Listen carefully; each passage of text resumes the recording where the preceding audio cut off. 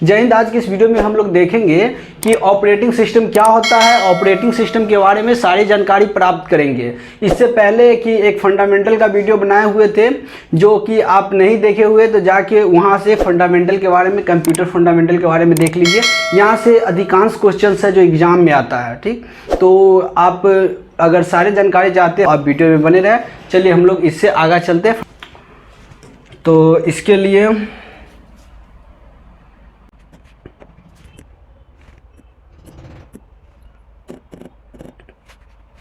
PDF चाहते हैं तो टेलीग्राम चैनल ज्वाइन कर लीजिए। टेलीग्राम में आपको ये पीडीएफ प्रोवाइड हो जाएगा। चलिए, ऑपरेटिंग सिस्टम एक ऐसा सॉफ्टवेयर है जो कि अन्य कंप्यूटर या प्रोग्राम यानी नियंत्रण करता है। ये कंप्यूटर प्रोग्राम और कंप्यूटर हार्डवेयर को मैनेज करता है। देखिए, हार्डवेयर क्या है, सॉफ्टवेयर क्या है, ये सारा है फंडामेंटल का है। ठीक, तो वहां से आप फंडामेंटल के बारे में जाके जान सकते हैं। फंडामेंटल के बारे में आप जाकर जान सकते हैं कि फंडामेंटल क्या होता है। तो यह ऑपरेटिंग सिस्टम है जो हार्डवेयर और प्रोग्राम को सारे को है मैनेज करके रखता है। अगर किसी भी लैपटॉप में, कंप्यूटर या मोबाइल में ऑपरेटिंग सिस्टम नहीं हो तो इसके अंदर है सॉफ्टवेयर इंस्टॉल ही नहीं होगा और नहीं कोई काम होगा। देखिए, ऑपरेटिंग सिस्टम अगर आप बाय द कंप्यूटर हो गया, कंप्यूटर में यदि आप विंडोज नहीं डालिएगा तो क्या फोटोशॉप सिर्फ चला पाइएगा? नहीं चला पाइएगा। तो वही हो गया कि ऑपरेटिंग सिस्टम हो गया। ऑपरेटिंग सिस्टम होना बहुत ही जरूरी, क्योंकि ऑपरेटिंग सिस्टम रहेगा तभी जाके कोई एप्लीकेशन काम करेगा। क्या सॉफ्टवेयर इंस्टॉल नहीं होगा और नहीं इससे कोई काम कर पाएंगे। नहीं सॉफ्टवेयर इंस्टॉल होगा और नहीं इससे कोई आप कर पाएंगे। करा नोट में क्या है, यदि याद कीजिए जब आप अपने कंप्यूटर या लैपटॉप को फॉर्मेट करते हैं तो उससे पहले क्या होता है, उसमें सॉफ्टवेयर डालना होता है। देखिए, आप जो फॉर्मेट कराने जाते हैं लैपटॉप या कंप्यूटर के तो उस समय सॉफ्टवेयर डाला जाता है। तो क्वेश्चन यहाँ से ये आएगा, क्या बिना ऑपरेटिंग सिस्टम के कंप्यूटर चल सकता है? तो नहीं चल सकता है, क्योंकि ऑपरेटिंग सिस्टम होना बहुत ही ज़्यादा नेसेसरी है।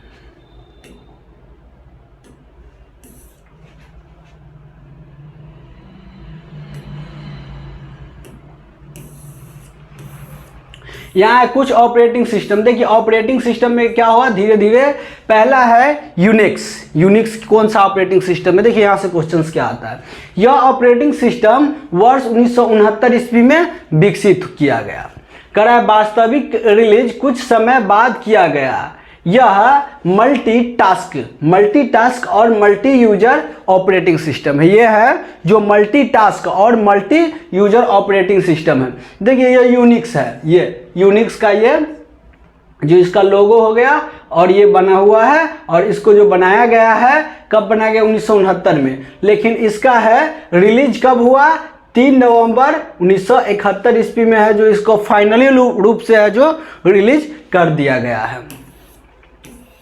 चलिए, इससे आएगा लिनक्स। पहला क्या देखे थे? पहला देखे थे यूनिक्स। दूसरा क्या देख रहे हैं? दूसरा देख रहे हैं लिनक्स। लिनक्स क्या है? तो ये भी एक ऑपरेटिंग सिस्टम ही है जिसका वर्ष 1991 ईस्वी में विकसित किया गया, और ये भी मल्टी टास्क, जो एक बार में एक से ज़्यादा काम करता है।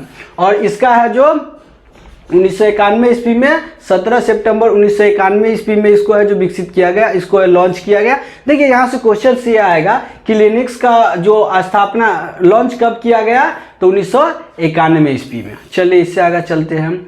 और क्या कर रहा है ऑपरेटिंग सिस्टम? पहले माइक्रोसॉफ्ट कंपनी ने बनाया था, लेकिन बाद में है ना ओरेकल सोलेरिस कंपनी ने हथिया लिया। देखिए, पहले ऑपरेटिंग सिस्टम भी माइक्रोसॉफ्ट ऑफिस ही बनाया हुआ था, लेकिन बाद में ये अपना अंदर में कर लिया। कौन कर लिया? ओरेकल सोलेरिस। चलिए, और इसके बाद है जो MS DOS है। MS DOS ही बहुत ही ज़्यादा लोकप्रिय था। जैसे अभी विंडोज है बहुत ही ज़्यादा यूजफुल है, उसी प्रकार MS DOS है। ऑपरेटिंग सिस्टम सिंगल यूजर के लिए है, जो कि माइक्रोसॉफ्ट के द्वारा विकसित किया गया। MS DOS है वो भी माइक्रोसॉफ्ट के द्वारा ही विकसित किया। माइक्रोसॉफ्ट है जो कंप्यूटर के है ना, जो डिजिटल के क्षेत्र में बहुत ही ज़्यादा इनका योगदान है। उसके बाद देखिए, जो MS DOS का निर्माण है 1981 ईस्वी में है जो किया गया था। देखिए, अब आया MS विंडोज। क्या आया, MS विंडोज़, जो हम लोग चलाते हैं। लेकिन विंडोज़ में भी वर्जन का धीरे धीरे चेंज होते चला गया। क्या हुआ, वर्जन में बदलाव होते। देखिए MS विंडोज़ बोले तो माइक्रोसॉफ्ट विंडोज़, कह रहे हैं माइक्रोसॉफ्ट के द्वारा ही विकसित किया गया था। सबसे अच्छा ऑपरेटिंग सिस्टम है जो कि आजकल सबसे ज़्यादा लोकप्रिय है। हम बोले हुए थे कि आजकल सबसे ज़्यादा, इसमें भी धीरे धीरे बदलाव हुआ, वर्जन चेंज हुआ। देखिए बदलना है, जो बदलना है प्राकृतिक का नियम है, तो बदलाव तो होगा ही, क्योंकि हर एक टाइम पे आने के बाद इंसान अच्छा चीज़ चाहता है। ठीक, तो सबसे पहला आया जो विंडोज़ 19.5 आया, उसके बाद विंडोज़ 19.8 आया, उसके बाद विंडोज़ XP आया, उसके बाद विंडोज़ विस्टा आया, उसके बाद विंडोज़ 7 आया, विंडोज़ 8 आया, उसके बाद विंडोज़ 8.1 आया, उसके बाद विंडोज़ 10 आया, और अभी जो चल रहा है लेटेस्ट वर्जन विंडोज़ 11 भी आ गया हुआ है। चलिए हम लोग इससे आगे देखते हैं विंडोज़ 19.5। तो इसे देखते हैं, इस वर्जन को 1995 ईस्वी में, देखिए विंडोज़ को 19.5 नाम रखा, विंडोज़ 19.5 नाम रखा गया, जो कि MS-DOS का सुधरा हुआ वर्जन है। ये 32 बिट्स ऑपरेटिंग सिस्टम और GID सपोर्ट है। देखिए इससे देखिए ऑपरेटिंग सिस्टम जो होता है 64 बिट होता है, 32 बिट होता है। तो ये जो बनाया गया 19.5 जो कितना बिट का बनाया गया, 32 बिट का है। 32 बिट का सब में नहीं चलता है, कोई कोई में 64 बिट को चलाना पड़ता है। उसके बाद क्या आ गया विंडोज़ 19.8, तब कह रहा है विंडोज़ 19.8, तो 19.5 जो वर्जन था उसको सुधार करने के लिए ही 19.8 का उपयोग किया गया। तो विंडोज़ किसका है, कंपनी का, माइक्रोसॉफ्ट का है। चलिए ये आया, इसका देखिए, इसका यहाँ पे है जो इसका लोगो हो गया, ठीक, 19.5 का है जो ये लोगो हो गया, और उसके बाद सॉरी ये 19.8 का है। उसके बाद इसका जो सॉफ्टवेयर का आइकन जो बनाया गया, तो ये आइकन है इस प्रकार से बना दिया गया। फिर आया इसके बाद क्या आया, उसके बाद विंडोज़ XP आया। क्या आया, विंडोज़ XP। देखिए XP का ये इस प्रकार से इसका डिजाइनिंग लोगो बनाया गया। तो कह रहा है सन 2001 में, कब, सन 2001 में माइक्रोसॉफ्ट के द्वारा ही विंडोज़ XP ऑपरेटिंग सिस्टम विकसित किया गया। कौन सा, विंडोज़ XP, जो कि काफ़ी अच्छा ऑपरेटिंग सिस्टम था। ये बहुत ही मस्त ऑपरेटिंग सिस्टम था, जिसे कि 2001 में है ना जो स्थापित करा। आज भी लोग इस ऑपरेटिंग सिस्टम का प्रयोग काफ़ी आसान से होता है। देखिए ये भी किया जाता है XP, लेकिन सबसे ज़्यादा है अभी विंडोज़ 7 ही किया जाता है। वैसे आने के लिए तो 10 भी आ गया, 8 भी आ गया, 11 भी आ गया, लेकिन अधिकांश है जो विंडोज़ 7 ही यूज किया जाता है। क्योंकि विंडोज़ 7 में क्या खासियत है वो आगे हम लोग देखते हैं। उसके बाद विंडोज़ विस्टा आया। इस ऑपरेटिंग सिस्टम को 2007 में विकसित किया गया, जो कि विंडोज़ XP के नाम से ज़्यादा फीचर है। जो XP था उससे ज़्यादा है विंडोज़ विस्टा, लेकिन ये भी 2007 में। लेकिन उसके बाद विंडोज़ 7 आया, लेकिन 7 है जो साथ में नहीं किया। देखिए यहाँ पे आप याद रखिएगा, यहाँ पे विंडोज़ 7 है जिसका जो 2000 कब किया गया, 9 में। आपसे ये पूछेगा कि विंडोज़ विस्टा का आविष्कार कब किया गया, या इसको बनाया कब गया, तो 2007 में। और ये विंडोज़ विस्टा का ये लोगो हो गया। लेकिन यहाँ पे क्या है, यहाँ पे विंडोज़ 7 है, इसको 2009 में बनाया गया, जो कि आजकल सबसे ज़्यादा प्रयोग में आने वाला ऑपरेटिंग सिस्टम है। और इसमें काफ़ी नए नए फीचर दिए जाते हैं। इसके बाद कई सारे अच्छे अच्छे ऑपरेटिंग सिस्टम आए। देखिए क्या हुआ, इसके बाद भी तो आया, लेकिन विंडोज़ 7 का खासियत क्या है, आप कैसा भी कम, जिसमें रैम भी बहुत कम हो, ठीक, SSD भी चाहे हार्ड डिस्क भी लगा हुआ हो, उसका मदरबोर्ड भी पुराना, एकदम मारा से मारा जो कहा जाता है कंप्यूटर, उसमें भी आप विंडोज़ 7 अगर डाल दीजिएगा तो हैंग ज़्यादा नहीं करेगा। तो यहाँ तक समझ गया। इसके बाद क्या हुआ, तो देखिए उसका बाद विंडोज़ 8 आ गया। क्या आ गया, विंडोज़ 8 2012 में है जो विंडोज़ 8 आ गया। 1 अगस्त 2012 को इसको लॉन्च किया गया। उसके बाद देखिए अधिकांश क्वेश्चन इतना ही आएगा कि विंडोज़ 8 का जो लॉन्च कब किया गया, तो 2012 में। उसके बाद विंडोज़ 8.1, तो इसको है जो उसमें सुधार करके 2014 में फिर से उसमें नया वर्जन डाल दिया गया। लेकिन अभी भी सबसे ज़्यादा विंडोज़ 7 ही यूज में आता है। उसके बाद क्या है, विंडोज़ 10। और देखिए विंडोज़ 7 भी होता है, उसको चलाने में ऐसा लगता है कि आसान है, उतना ज़्यादा दिक्कत नहीं करता, इसके कारण विंडोज़ 7 ज़्यादा यूज। उसके बाद आया विंडोज 10 आया। इसको 2015 में रिलीज किया गया। कि कब? 2015 में 29 जुलाई 2015 को है जो विंडोज 10 को रिलीज किया गया। ये तीनों वर्जन के ऑपरेटिंग सिस्टम काफ़ी कमाल के होते हैं, पर इन्हें शुरुआत के चलाने में थोड़ा बहुत दिक्कत। देखिए ये सब भी होता है जो 7 के बाद आया है, 7 के बाद जो आया है वो सब भी अच्छा होता है। विंडोज 10 भी बहुत अच्छा होता है, 11 भी, लेकिन 7 होता है थोड़ा होता है ना, बोले तो चलाने में बहुत ही ज़्यादा आसानी लगता है, सुविधा लगता है। बाकी ये सब है तो जब ये वर्जन चेंज होता है तो कुछ ना कुछ उसमें अच्छा ही काम करता है। उसके बाद क्या कर रहा है, जैसा जैसा कि आपको ऑपरेटिंग सिस्टम कई तरह के होते हैं, मगर आजकल हम लोग किसी के बारे में विस्तार से जानेंगे कि आजकल सबसे ज़्यादा लोकप्रिय कौन सा है, और थोड़ा बहुत सब के बारे में जानेंगे। देखिए सबसे पहले आया विंडोज 7। क्या आया? विंडोज 7। देखिए विंडोज 7 के बारे में बताने जा रहे हैं। इसमें क्या है, विंडोज 7 का उपयोग कैसे करते हैं, किसको क्या कहा जाता है, वो सारी जानकारी इसमें हम जितना जानकारी हो सारा का सारा देखेंगे। चलिए ये है, यहाँ पे जो आइकन आ जाता है इसको विंडोज यूजर कहते हैं। यहाँ पे जो आइकन आता है इसको क्या कहते हैं? Windows user. और यहाँ जो टाइमिंग ला सकते हैं या फुल को ला सकते हैं उसको कहा जाता है डेस्कटॉप गेट। उसके बाद देखिए स्टार्ट मेनू पे जाएंगे, स्टार्ट मेनू पे जाएंगे या विंडोज बटन का प्रेस करेंगे तो स्टार्ट मेनू ओपन हो जाएगा। उसके बाद ये यहाँ पे है जो स्टार्ट बटन मेनू, यहाँ पे क्लिक करेंगे तो ये स्टार्ट मेनू आ जाएगा। स्टार्ट बटन इसको कहते हैं, जो विंडोज होता है उसको स्टार्ट बटन कहते हैं। उसके बाद यहाँ जो आ गया ये नोटिफिकेशन एरिया, यहाँ पे नोटिफिकेशन, ये नेट वगैरह कनेक्ट होता है तो यहाँ पे दिखाई देता है, ये नोटिफिकेशन एरिया हो गया। ठीक, तो समझ गया कि ये हो गया जो स्टार्ट बटन हो गया, जिसको विंडोज भी कहते हैं। इस पे प्रेस करते हैं तो प्रेस करने के बाद क्या होता है, स्टार्ट मेनू ओपन हो जाता है। और इसको कहते हैं टास्क बार। क्या कहते हैं? टास्क बार कहते हैं ये नीचे वाला को। और इसमें ये टास्क बार है तो इसमें जो भी काम करते हैं वो इसमें दिखाई देता है। देखिए यहाँ पे जैसे गूगल क्रोम खुला हुआ है, MS जो माइक्रोसॉफ्ट ऑफिस खुला हुआ है, तो सारा का सारा यहाँ पे दिखाई देगा। चलिए,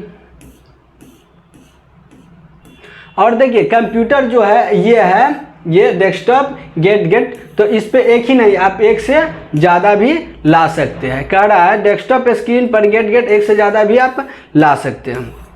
उसके बाद ऑपरेटिंग सिस्टम, देखिए ये छोटा है, छोटा इसको क्या कहते हैं? आइकन कहते हैं। क्या कहते हैं? आइकन। एक होता है फोल्डर, एक होता है फोल्डर। क्या होता है? एक फोल्डर। देखिए फोल्डर क्या होता है, तो इसमें अगर कोई भी चीज़ रखने के लिए रखा जाता है तो ये फोल्डर हो गया, जिसमें हम रखना चाहते हैं वो फोल्डर हो गया। और उसके बाद अगर किसी भी जो सॉफ्टवेयर है जिसका अगर शॉर्टकट लाया जाता है, शॉर्टकट, ये शॉर्टकट, ये आइकन हो गया, ये आइकन सिस्टम का ये आइकन हो गया। वैसे सभी को आइकन है लेकिन ये फोल्डर के रूप में है मेन रूप से। ठीक, ये क्या हो गया? फोल्डर हो गया।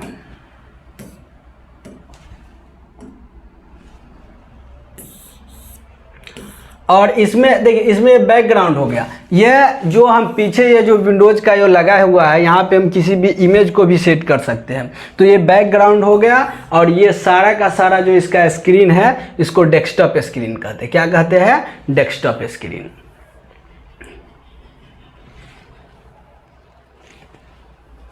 और देखिए डेस्कटॉप स्क्रीन पे आप जितना मर्जी उतना है ना जो आइकन रख सकते हैं, क्योंकि आप जितना शॉर्टकट की आपको ज़रूरत है उस पे ला सकते हैं।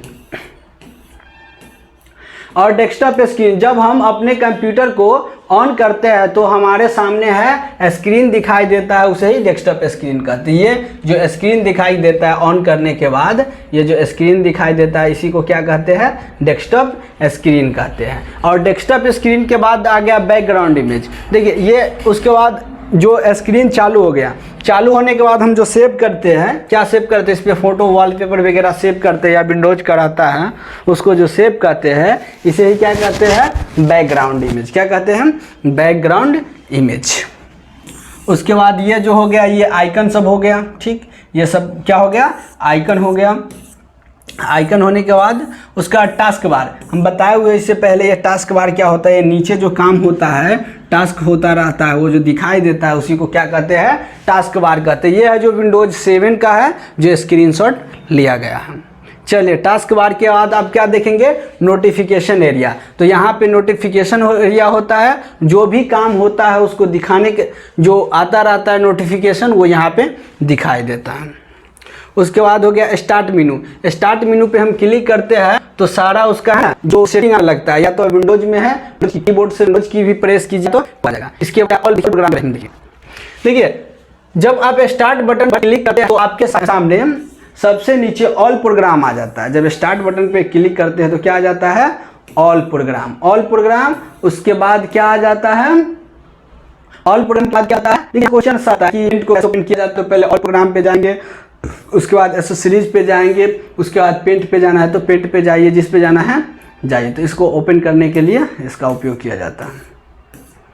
रिसाइकल बिन क्या है, तो रिसाइकल बिन एक डस्टबिन है, कचरे का डब्बा। जिस प्रकार से आप यदि घर को साफ करके डस्टबिन में रख देते हैं, कचरा जो होता है उसको साफ करके कहाँ रख देते हैं, डस्टबिन में। अगर डस्टबिन में अगर फिर से अगर कोई ऐसा आपका अगर इम्पोर्टेंट सामान अगर खो गया है घर में, तो खोने के बाद उसको कहाँ जाते देखने, डस्टबिन में। अगर डस्टबिन में को भी अगर लेके अगर जाके बाहर फेंक देते हैं तब तो लगता है कि मिलना नामुमकिन हो जाएगा। हो सकता है बाद में मिल भी सकता है बहुत परेशानी के बाद। जस्ट लाइक वही यहाँ है रिसाइकल बिन। जब हम कंप्यूटर में किसी भी फाइल या फोल्डर को डिलीट करते हैं तो वो फाइल वहाँ से डिलीट हो जाता है, मगर पूरे कंप्यूटर से डिलीट नहीं होता है, वो कहाँ चला जाता है, रिसाइकल बिन में। अब पुनः आपको लाना हो तो उसको क्या करेंगे, रीस्टोर करेंगे, और रीस्टोर करने के बाद उसको फिर से लाएंगे। उसके बाद माई कंप्यूटर क्या है, तो ये कंप्यूटर को स्टोरेज ड्राइव होता है, ये है जो स्टोरेज ड्राइव होता है, ये स्टोरेज ड्राइव होता है। यहाँ में drive, C drive, D drive, E drive, ये इस प्रकार से आप जो बना सकते हैं। और इसको इसमें सभी में जैसे सी ड्राइव में ऑपरेटिंग सिस्टम हो जाएगा विंडोज, ठीक। और उसके बाद डी ड्राइव, ई ड्राइव, इस सब में आप कुछ भी रख सकते हैं। देखिए सी ड्राइव क्या है, लोकल डिस्क इसमें है जो कुछ नहीं, सिर्फ इसमें क्या है, सी ड्राइव में रखना है। सिर्फ आपको सी ड्राइव में आपके लिए क्या रखना है, तो आपको सिर्फ सॉफ्टवेयर रखना है, जो आपके विंडोज जो आपको जो भी विंडोज आप इंस्टॉल किए हैं वो हो गया। उसके अलावा और भी जो सॉफ्टवेयर सब है वो सब इंस्टॉल करेंगे। उसके बाद इंटरनल एक्सप्लोरर, यह एक इंटरनेट चलाने वाली ब्राउज़र होती है जहां से हम लोग इंटरनेट वगैरह सब सर्च करते हैं। ये जो हो गया इंटरनेट वगैरह सब आप सर्च करते हैं। चलिए उसके बाद स्टिकी नोट्स, स्टिकली नोट्स, ये क्या है, तो ये आप अपना जो किसी भी चीज़ को अगर टाइप करते हैं तो उसको बार बार जो याद दिलाने के लिए रूटिंग वर्क, इतना समझिए कि रूटिंग वर्क के लिए इसका जो उपयोग किया जाता है। बार बार जो आपके कंप्यूटर के स्क्रीन पे रहेगा वो याद दिलाता रहेगा। उसके बाद साउंड रिकॉर्डर क्या है, तो यदि आप किसी भी प्रकार की अगर वॉइस रिकॉर्डिंग करना चाहते हैं माइक से या किसी भी चीज़ से, माइक से ही होता है, तो माइक से अगर आप रिकॉर्डिंग करना चाहते हैं तो उस समय क्या करेंगे, साउंड रिकॉर्डर का उपयोग। उसके बाद क्या हो गया, मैथ इनपुट पैनल। क्या है, मैथ इनपुट पैनल। तो मैथ इनपुट पैनल का उपयोग क्यों किया जाता है, तो यदि आप फ्रैक्शन के रूप में लिखते हैं तो वहाँ पे लिखने के लिए, फ्रैक्शन के रूप में लिखने के लिए मैथ इनपुट टूल का उपयोग कीजिएगा, जहाँ की बट्टा वगैरह में आप लिख सकते हैं। चलिए इससे आगे क्या है, स्निपिंग टूल। अब कोई भी काम कर रहा है तो उसको है जो क्या करना है, कट करके एक जगह पे रखना है, ठीक। फोटो के रूप में क्रॉप करना है तो उस जगह पे उसको स्निपिंग टूल से आप काट सकते हैं। उसके बाद हो गया विंडोज मीडिया प्लेयर। इसका उपयोग क्यों किया जाता है, तो ये आपको अगर वीडियो वगैरह चलाना हो तो विंडोज मीडिया प्लेयर का उपयोग कीजिएगा और यहाँ से विंडोज चला। ऑन स्क्रीन कीबोर्ड, देखिए ऑन स्क्रीन कीबोर्ड क्या है, एक तरह का कीबोर्ड ही होता है ये, मगर स्क्रीन पर होता है, इस वजह से इसे स्क्रीन ऑन कीबोर्ड कहते हैं। देखिए ये स्क्रीन ऑन कीबोर्ड है ना, ये जो कीबोर्ड है स्क्रीन ऑन कीबोर्ड है। जब आपका जो कंप्यूटर है आपके, उसमें अगर कुछ अगर ख़राब हो गया हो, कीबोर्ड कोई भी बटन ख़राब हो गया हो तो ऑन स्क्रीन कीबोर्ड आप लाके और लाने के बाद उसको है ना आप देख सकते हैं वहाँ से। चलिए इसका प्रयोग हम लोग तब करते हैं जब हमारा कीबोर्ड अचानक से क्या हो जाता है, काम करना बंद हो जाता है, तो हम लोग इसका उपयोग करते हैं। उसके बाद क्या कर रहा है, अगर ऑन स्क्रीन कीबोर्ड लाना चाहते हैं तो पहले कीबोर्ड में विंडोज आर से रन कमांड है जो ओपन कर लीजिए, और रन कमांड ओपन करने के बाद क्या टाइप करना है, OSK टाइप करें, उसके बाद इंटर प्रेस करें।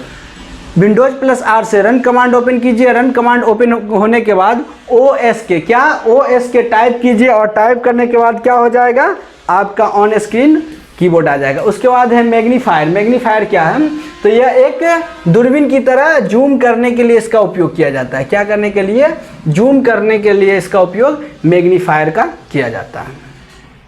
तो आपसे ऑब्जेक्टिव में क्या पूछेगा कि मैग्नीफायर का उपयोग क्यों किया जाता है, तो जूम इन करने के लिए। क्या करने के लिए, जूम इन करने के लिए। इसे डायरेक्ट भी ओपन कर सकते हैं Ctrl++ प्रेस करके, और नहीं तो एक और है, विंडोज की के साथ प्लस प्रेस करना होगा, सॉरी विंडोज की के साथ प्लस प्रेस करना होगा, और जैसे ही आप इस शॉर्टकट को प्रेस करेंगे तो वर्तमान समय में दिखाई देगा zoom in. Zoom in option है जो आपके इस पे आ जाएगा। उसमें माइनस कीजिएगा तो छोटा होने लगेगा, प्लस कीजिएगा तो बड़ा, माइनस कीजिएगा कंट्रोल माइनस तो छोटा, प्लस बड़ा।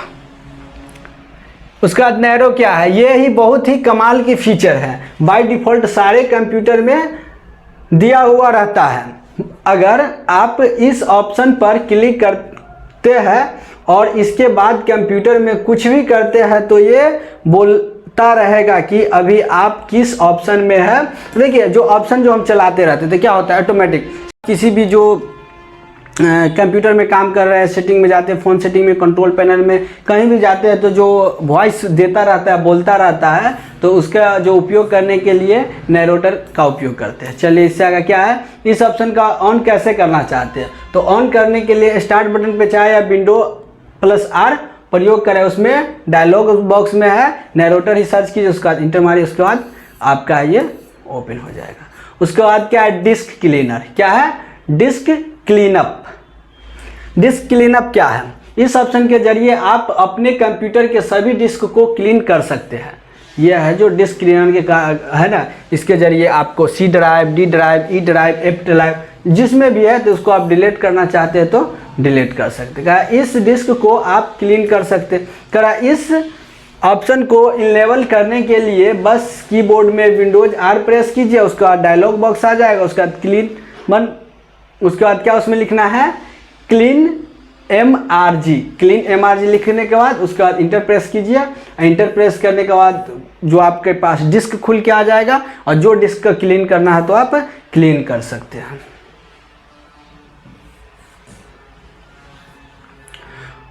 उसके बाद सिस्टम इंफॉर्मेशन क्या है, क्या देखेंगे, सिस्टम इंफॉर्मेशन। तो देखिए सिस्टम इंफॉर्मेशन, इस ऑप्शन के जरिए आप अपने कंप्यूटर की पूरी इंफॉर्मेशन की जानकारी प्राप्त करेंगे। कैसे करेंगे, तो इसके जरिए कीबोर्ड में पहले Windows+R, देखिए कंप्यूटर में एक्सपोर्ट बनना चाहते हैं तो ये शॉर्टकट आपको पहले आना चाहिए। ये शॉर्टकट बहुत ही महत्वपूर्ण है, तो इसको आना चाहिए। इसको आप लोग कंप्यूटर सामने रख के उसको ज़रूर करके देखिए। इसके लिए कीबोर्ड में सबसे पहले Windows+R प्रेस करेंगे, और उसके बाद सामने एक रन डायलॉग बॉक्स आएगा। आपको इसमें क्या लिखना है, MS Info 32 लिखेंगे, या लिखेंगे MS Info 64 डाल के। अगर आपके सिस्टम में 64 बिट रहेगा तो 64 आएगा, 32 बिट रहेगा तो 32, और आने के बाद उसका सारा इन्फॉर्मेशन आपको दिखाई देगा। उसका बाद विंडोज अपडेट, इसके जरिए आप अपने कंप्यूटर को अपग्रेड कर सकते हो। देखिए कंप्यूटर आपका जो पुराना सिस्टम है तो उसमें जो अपग्रेड करना चाहते हैं, तो अपग्रेड करने के लिए हम लोग किसका उपयोग करेंगे, विंडोज अपग्रेड का। इसमें आपको वीडियो मिल जाएगा जो कैसे अपग्रेड किया जाता है। उसके बाद इस ऑप्शन को लाने के लिए स्टार्ट बटन पे क्लिक करेंगे, क्लिक करने के बाद विंडोज अपग्रेड पे जाके और उसके बाद इसको अपग्रेड कर देंगे। और देखिए ये है जो शॉर्टकट है, यदि कंप्यूटर में अगर एक्सपोर्ट बनना चाहते हैं तो ये शॉर्टकट आपको आना चाहिए। इसका स्क्रीनशॉट ले लीजिए, नहीं तो PDF आपको मिल जाएगा टेलीग्राम पे, कंप्यूटर वाला के नाम से टेलीग्राम है, वहाँ पे जाके आप ज्वाइन कर लीजिए, और नहीं तो वीडियो के डिस्क्रिप्शन में होगा, वहाँ पे जाके ज्वाइन कर लिए। तो आज के लिए इतना ही, फिर मिलते